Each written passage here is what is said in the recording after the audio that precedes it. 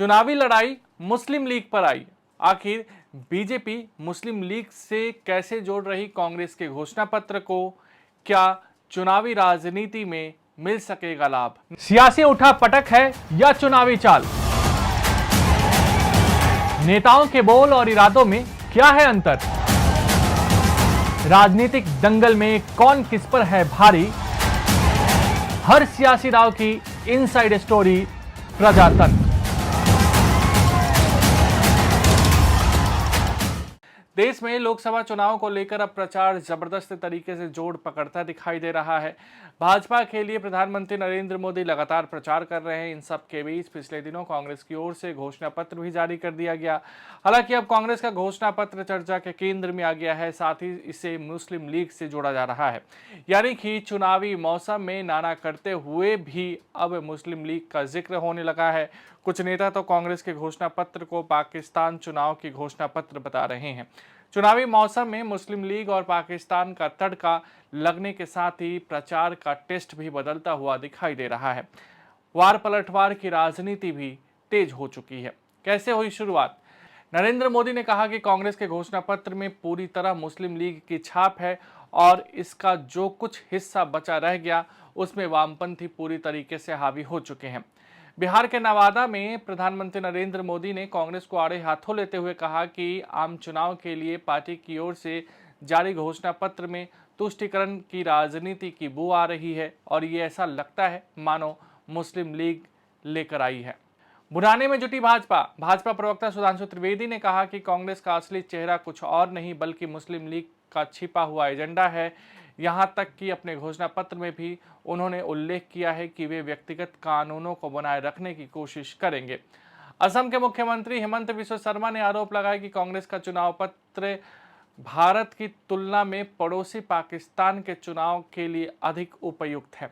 BJP नेता मुख्तार अब्बास नकवी ने कहा कि आप यानी कि कांग्रेस मुस्लिम लीग के एजेंडे के छद में भागीदार बन गए हैं, जो इस देश के विभाजन और नरसंहार के लिए जिम्मेदार है।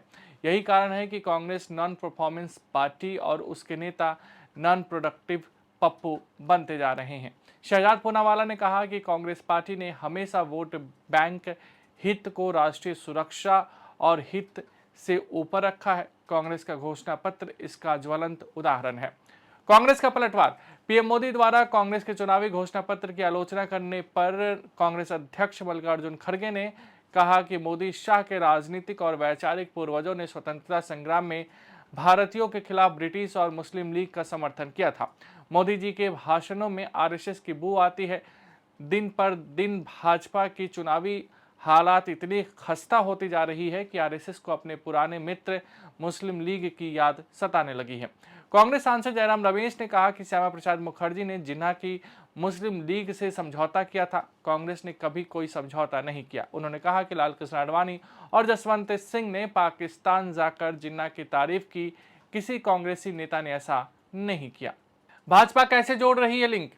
भाजपा के मुताबिक मुस्लिम लीग ने 1936 के घोषणा पत्र में कहा था कि वह मुसलमानों के सरिया व्यक्तिगत कानूनों की रक्षा करेगी। 2024 में कांग्रेस ने भी कहा है कि वह यह तय करेगी कि अल्पसंख्यकों के व्यक्तिगत कानून हो।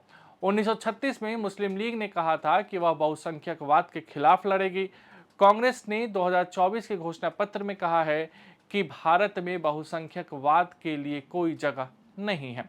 मुस्लिम लीग ने घोषणा पत्र 1936 में कहा था कि हम मुसलमानों के लिए विशेष छात्रवृत्ति और नौकरियों के लिए लड़ेंगे। कांग्रेस ने 2024 में कहा है कि हम मुस्लिम छात्रों को विदेश में पढ़ने के लिए छात्रवृत्ति सुनिश्चित करेंगे। कभी जिस कांग्रेस ने आजादी की लड़ाई लड़ी थी और कैसे बड़े बड़े दिग्गज कांग्रेस के साथ जुड़े हुए थे, महात्मा गांधी का नाम जुड़ा हुआ था, लेकिन आज देश एक स्वर से कह रहा है, आजादी की लड़ाई लड़ने वाली वो कांग्रेस तो दशकों पहले ही समाप्त हो चुकी है। अब जो कांग्रेस बची है उसके पास ना देश हित में नीतियां हैं और ना ही राष्ट्र निर्माण का विजन। आपने देखा होगा कल कांग्रेस ने जिस तरह का घोषणा पत्र जारी किया है उससे साबित हो गया है कि आज की कांग्रेस आज के भारत की आशाओं आकांक्षाओं से पूरी तरह कट चुकी है।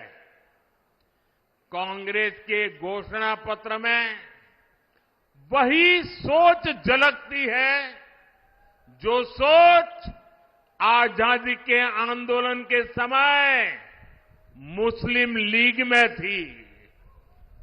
कांग्रेस के घोषणा पत्र में पूरी तरह मुस्लिम लीग की छाप है और इस मुस्लिम लीग वाले घोषणा पत्र में जो कुछ हिस्सा बचा खुचा रह गया उसमें वामपंथी पूरी तरह हावी हो चुके हैं।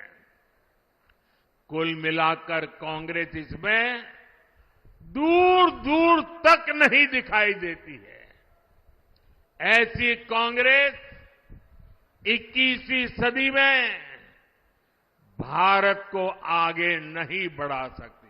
जिन्ना की जो मुस्लिम लीग है, जिन्ना के मुस्लिम लीग के साथ श्यामा प्रसाद मुखर्जी ने समझौता किया था, कांग्रेस ने कभी समझौता नहीं किया था। और एक बात यह भी कह दूं कि अडवाणी जी पाकिस्तान गए, जसवंत सिंह पाकिस्तान गए और जिन्ना की प्रशंसा की। जिन्ना के प्रशंसक कौन है? लाल कृष्ण अडवाणी, जसवंत सिंह, बीजेपी के नेता। कोई कांग्रेस नेता नहीं किया है।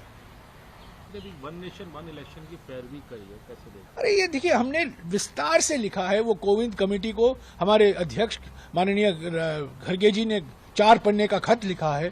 क्यों ये हमारे संविधान के खिलाफ है, लोकतंत्र के खिलाफ है। मोदी जी तो चाहते हैं वन नेशन नो इलेक्शन। ये वन नेशन वन इलेक्शन नहीं है, ये वन नेशन नो इलेक्शन चाहते हैं। अगर आप भी लेना चाहते हैं देश दुनिया की तमाम जानकारी तो आज ही सब्सक्राइब करें हमारे चैनल को। साथ ही नीचे दिए बेल आइकन को जरूर दबाएं ताकि हर अपडेट आप तक पहुंच सके।